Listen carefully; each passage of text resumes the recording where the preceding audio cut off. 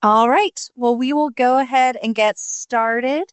So, thank you guys for hopping on today. My name is Catie Rosekelly.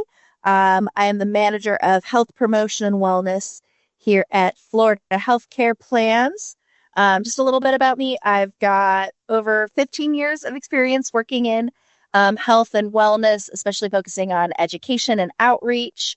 And when it comes to health literacy, this is something that I really care about because I think that everybody should have the tools so that way they can find the best information to make the best informed decisions about their health. So today, what we'll be doing is we're going to learn a little bit more about what health literacy is, what that looks like, and then we're going to talk a little bit about health misinformation, how we can spot red flags so that way we know how to identify reliable sources. And then we're going to finish up with ways and strategies to build our own health literacy.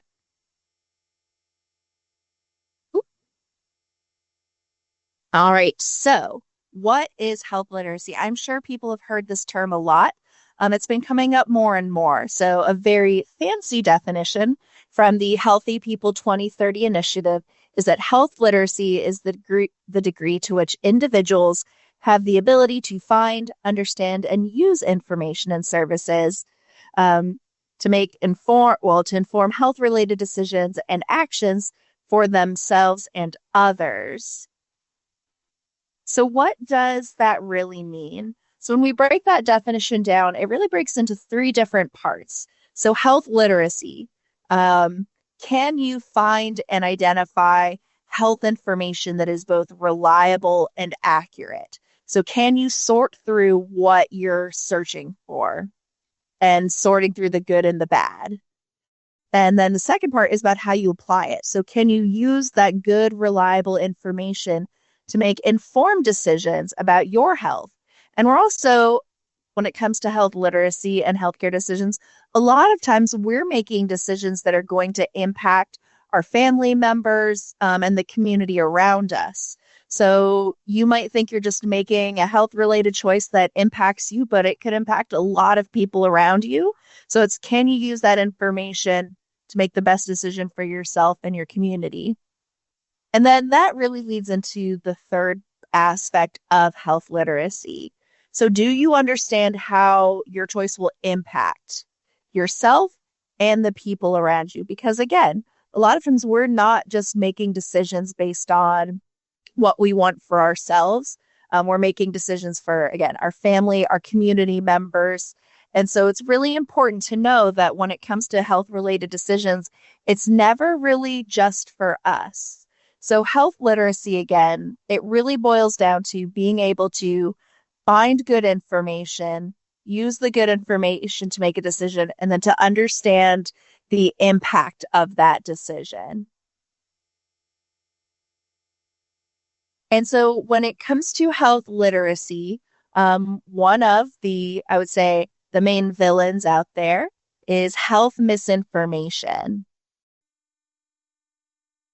So misinformation really is it's the enemy of health literacy. So misinformation, that's false or misleading health related information, but it's also different claims people are making, stories, content that we see on social media that's not based on valid evidence or scientific knowledge. And so we'll talk a little bit more about social media and the role that can play in spreading misinformation and poor health literacy skills. But with misinformation, again, it's really important to focus on the fact that this is not going to be based on valid scientific evidence. So when we talk about some of the red flags, it'll be personal anecdotes being provided as proof that what somebody is doing or a certain treatment is the only way to go. But misinformation is not based on truth. Misinformation relies on poor health literacy skills to spread. So I thought it would be interesting to share some examples of myths and misinformation through the ages, because we want to make sure that people understand that misinformation comes in every shape and size. And a lot of times it's harmless. But unfortunately, some misinformation out there is really impactful and can cause a lot of harm to the people around us. So some notable medical myths. And it's interesting that a lot of these are myths, but some of them were actually widely accepted by the medical community, by society as a whole. It's also interesting to see what some of the motivations were behind some of these myths. So, for example, it wasn't until the 19th century that a lot of people thought that disease was caused by miasmas or poisonous vapors in the air. So that was before germ theory, before we understood that there are microbes out there making us sick. Another myth was that during the 1918 influenza epidemic, it was widely spread that alcohol was a cure for the virus. And so there were certain doctors, maybe not the most reputable out there, that were prescribing things like whiskey to treat the influenza epidemic. And that was being spread by newspapers, all sorts of things. But it's also interesting to remember that during that time, prohibition and the temperance movements were ramping up. So they were trying very hard to shut down that social movement by prescribing whiskey for the flu. Another myth that we all have heard, I'm sure we were all told this as kids, so we didn't swallow our bubble gum, but gum is going to sit in your stomach for 7 years after you swallow it. And that is not the case. But there are people who truly believe it. I'm sure we were all kids and believed it, but it's really because our parents knew that, you don't want to swallow bubble gum. But again, some myths, they aren't silly, they aren't harmless. And a lot of times misinformation is unfortunately driven by prejudice and misunderstanding, both in society and the medical field. So, for example, in the early days of the AIDS epidemic, people really believed that the virus was going to be spread through using the same toilet seats as someone, shaking someone's hand, using the same swimming pools. And unfortunately, still, there are people who believe that AIDS will only affect gay men. And at the time, there were a lot of societal biases against the LGBTQ community. And so it was very easy for that kind of misinformation to spread, which led to people not being treated, to the condition being ignored. And so a lot of lives were lost because of that misinformation. Another example is that during our recent COVID-19 epidemic, when things were really ramping up, it was proposed that people could inject themselves with disinfectants or use UV treatments on themselves to kill the COVID-19 virus. And those were shared without any evidence from the medical community that was backed up. And so that led to some people not taking the virus as seriously as they could, not using evidence-based treatments. And then I did want to end another example with one that is silly, because I'm sure we all believed in cooties when we were little. Now, cooties really was just code word for germs and viruses, but I bet we all thought we were going to get cooties if we held hands with a boy or girl, or if we shared sodas and things. But to believe that there is something out there other than germs, that's an example of that misinformation. So aside from some of those myths that we see, what poor health illiteracy can look like comes in all kinds of forms. And so it's not always just not understanding what our doctors are telling us. Not all of us are going to go to medical school. And when we get into some of our tips, you realize you don't have to go to medical school to have stronger and better health literacy skills. But for some people, poor health literacy can look like not knowing about your own anatomy or basic bodily processes. For others, they might not understand, or they will incorrectly use medical terms or jargon when they're talking about their own health. Poor health literacy can also look like ignoring or downplaying a serious illness diagnosis because they might not understand the severity, or the severity of it has not been communicated in a way that they can process. For some people, it is missing appointments and avoiding treatment altogether because they might not think that it's necessary. Again, they might not understand the seriousness of the treatment or the importance of those appointments. I think about how many people skip their annual physicals or preventive screenings because they don't think it's important to catch things early on, or they don't think they're at risk for developing things. Another way poor health literacy shows up is with unfilled prescriptions. So people who say, you know what, I don't need those pills, or people who stop taking their medications mid-treatment. So those who say, they're on an antibiotic, they start to feel better, so they don't finish the course of antibiotics, not understanding that that's not good for them personally, but by not finishing antibiotics, that's where we're starting to get that antibiotic resistant bacteria, which makes treating illnesses even harder for the whole community. Or people who say they're on blood pressure medication to manage their blood pressure, and they see that their numbers are decreasing, they're getting healthier. So they say, my blood pressure is under control. They stop taking the medications and then wonder why those numbers shoot back up. So not understanding that medication, it's a maintenance medication. So something they need to take every day to control their blood pressure.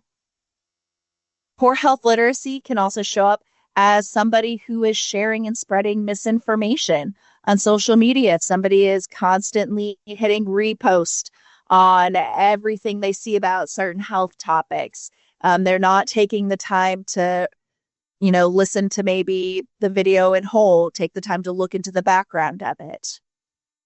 And another way too, and I think this is something maybe we don't think about, but poor health literacy can also show up as somebody trying out every new diet, every new health trend, because they think that is the miracle cure. It is going to fix their problems. They jump on that bandwagon without a second thought. It's somebody who is buying every new health product, every new supplement. I'm going to assume a lot of us might know people like that in our lives, but that's another way that poor health literacy comes. So it's interesting because they're very interested in their health. They're very interested in their well-being. They want to make changes. They want to do better, but they're not going about it in a way that is evidence-based or well thought out. So health literacy doesn't always mean disinterested. Again, this is a list of showing ways that health literacy can appear throughout our lives. And I'm going to say, I think we've all, had our own moments of poor health literacy because we're human and it's hard. And there's a lot of health information out there to sort through. So today I did want to touch on how misinformation is spread, because in the past, before computers, before all of that, most people relied on their doctor, on their doctor, one doctor in a town, for any kind of health information. That was who they went to for everything. And while building relationships with providers is great, sometimes that's limited then in what information they're able to share with you. But now we have got the internet, we have got social media, we have got access to health journals and studies and just information in unprecedented amounts. And so when it comes to misinformation in social media, it's important to know that it does spread quickly. Social media is a great tool, though. It's a great tool for sharing helpful information, for making connections, especially for people who, they might have rare conditions. The internet is a great way for people to connect and not feel alone. But again, unfortunately, it's also very easy to share harmful misinformation. So different memes or joke videos. Some people might not realize that the video they're sharing is satire. and they think that it's actual medical advice. They might be sharing paid or sponsored content where whoever is the creator of it has a financial interest in making sure that it's shared and that they're not concerned with the evidence behind it. A lot of times we'll see people who are cherry picking statistics and they don't understand what is that number actually representing? Where did that information come from? Or they're sharing graphs that don't actually, represent the data in the way they think it is. It's really easy to manipulate those graphs from different studies. It is very easy to pick out statistics that help your argument, if you will. So social media, again, it is a powerful tool for sharing great information, for connecting people in new ways.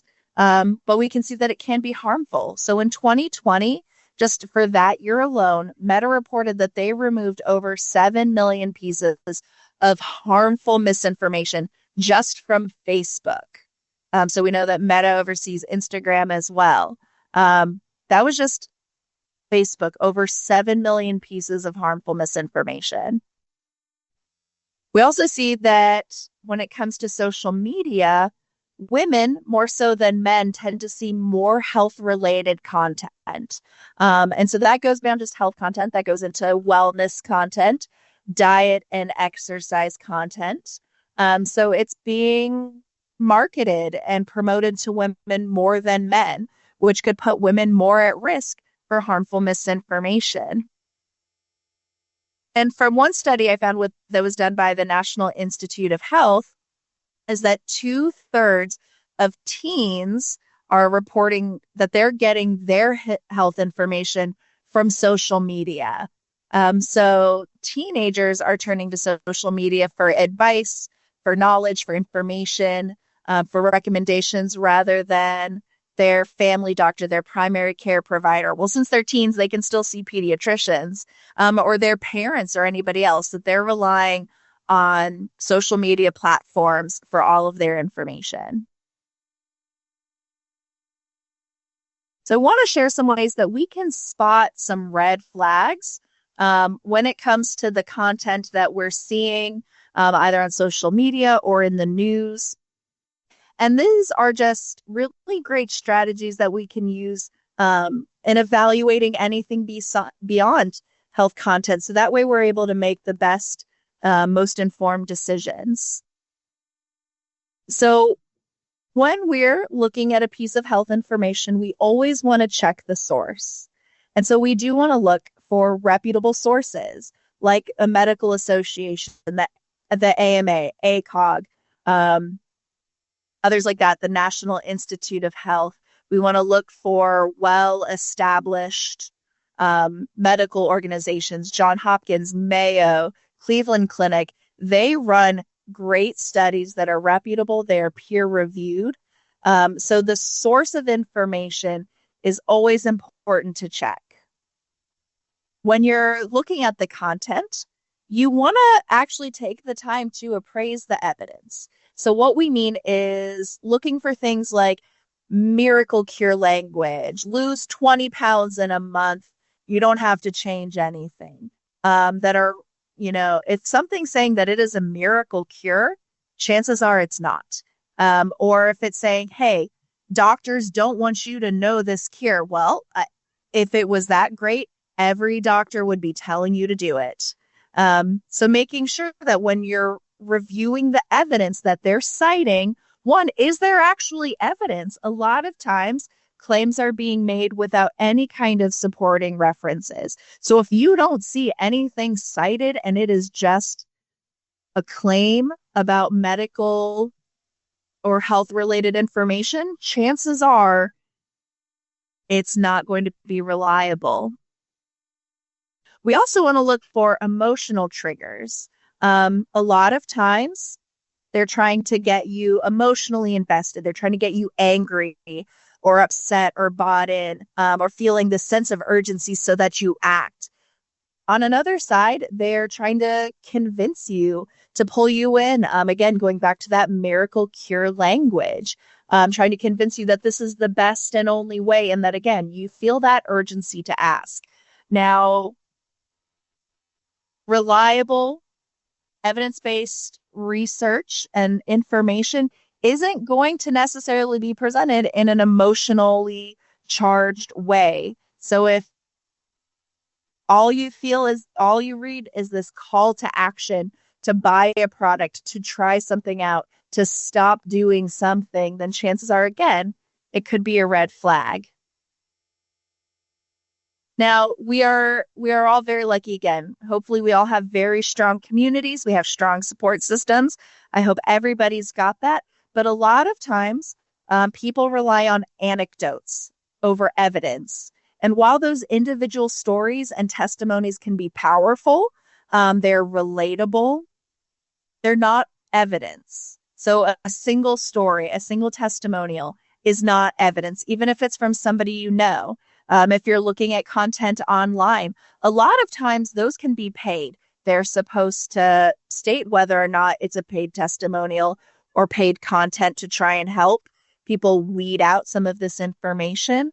But don't let somebody's personal story sway you, because they might be leaving out other important information or details that don't apply to you. They might be leaving out other treatments or other courses of action that they've taken and are just trying to sell you on this one thing. So we're also very lucky when it comes to new evidence and new studies. We get a lot of new research. So things can become outdated very quickly. So it's important to look at when something was published, or when a study was done, when an announcement was made. Honestly, sometimes, information can move at the speed of light. So if something is 5-10 years older, you might want to be a little skeptical of it and see if maybe the information has been updated. Have there been any new studies that have modified some of the findings and things like that? And then also, too, I did want to talk about identifying conflicts of interest. So when somebody has a conflict of interest, a lot of times that means they have a financial stake in something being promoted, something being sold. So social media, the content creators and influencers, we have to remember that they're getting paid to endorse those products and messages. That is their livelihood. So they're going to benefit financially from every click, from every sale. If they're promoting different products, if they're promoting different diets or services, subscriptions, everything. Even everyday research can be sponsored and paid for by organizations that have a financial interest in favorable outcomes. And now when it comes to those studies, at the very beginning, if you're reading a study, they're supposed to divulge every conflict of interest. So if somebody was working for a specific organization, if they were working for a specific research arm or pharmaceutical company, that is supposed to be upfront. So that way people can understand that, yes, for example, like Abbott, they're a huge manufacturer in the healthcare world, that yes, they paid for this study on a new piece of equipment of theirs. So that way, again, you can realistically, appraise the data and see, is this just a paid pitch or is this reliable information? And unfortunately, too, when it comes to health information, with the conflicts of interest, it's not just social media or content creators, it's public figures, it's our politicians. And so we do need to be very careful and remember, take everything that's coming across with a grain of salt, and realize that if there's a financial interest, that's probably a very, very hard driver in one specific direction or outcome for them.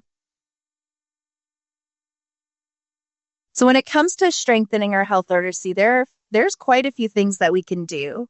So with every appointment, we recommend having a plan. What do you want to talk about? What do you want to accomplish? What is the outcome that you would like to see from that doctor's appointment. And we also like to tell people that it is absolutely okay to say, hey, I don't understand, or I don't know. You I'm sure we've all been there at the end of the doctor's appointment. They ask, do you have any questions? We say no. We go home and we immediately have half a dozen questions. It is okay to say, you know what? I'm not sure. This is a lot to process. And then you can even ask, how can I get a hold of you when I have my questions? But it is absolutely okay to say, hey, I don't understand this. And when you're speaking with doctors or providers, it is okay to say, hey, I need this explained differently. I need this in plain language, because a lot of times the jargon and the technical terms, they can get confusing. Like I said, most of us aren't going to go to medical school. So while we've heard those words before, especially if you're a fan of, say, like Grey's Anatomy or something, you probably heard it, but what does it really mean? So it's okay to ask for real world examples or for them to explain in plain language. Another thing we recommend, especially say if you're navigating a serious health condition or you're a caregiver for somebody else, that to help with understanding, gathering the information, comprehending it, and acting on it, it is okay. Bring a friend or a family member that you trust. So that way they're able to help collect that information. They can listen in. They might pick up on something you don't.